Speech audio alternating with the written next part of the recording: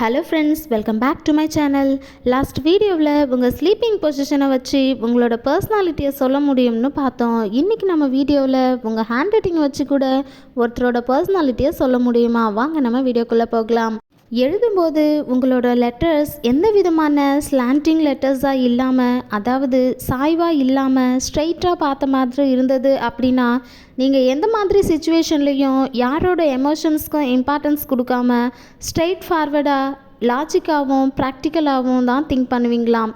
இதுவே நீங்கள் உங்களோட ஹேண்ட் ரைட்டிங்கில் ரைட் ஹேண்ட் சைடில் சாய்ஞ்ச மாதிரி எழுதுனீங்க அப்படின்னா நீங்கள் டிஃப்ரெண்ட்டாக யோசிப்பீங்களாம். And new experience and strange பீப்புளை மீட் பண்ணுறதுல ரொம்பவே சந்தோஷப்படுவீங்களாம். இதுவே உங்களோட லெட்டர்ஸ் லெஃப்ட் ஹேண்ட் சைடில் ஃபேஸ் பண்ணுற மாதிரி இருந்துச்சு அப்படின்னா, நீங்கள் யாருக்காவது எதனா ஹெல்ப் பண்ணுறீங்க அப்படின்னா அந்த விஷயத்த எல்லார்கிட்டேயும் சொல்லிட்டு இல்லாமல் ரொம்பவே தன்னடக்கத்தோடு இருப்பீங்களாம். ரொம்பவே சூப்பரான கேரக்டர் இல்லை?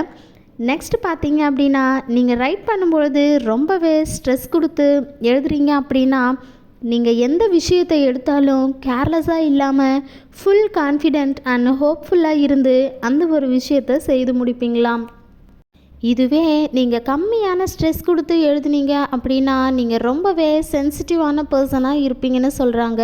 அண்ட் மோரோவர் மற்றவங்களுக்கு எதுனா ஒரு கஷ்டம் அப்படின்னா உடனே ஓடி போய் ஹெல்ப் பண்ணக்கூடிய ஒரு மைண்ட் செட்டுடைய ஒரு பர்சன் சொல்கிறாங்க. ஸோ ஃப்ரெண்ட்ஸ், நீங்கள் எந்த மாதிரியான பர்சன்ஸ் அப்படின்ட்டுன்னு மறக்காமல் கமெண்ட் செக்ஷனில் கமெண்ட் பண்ணுங்கள்.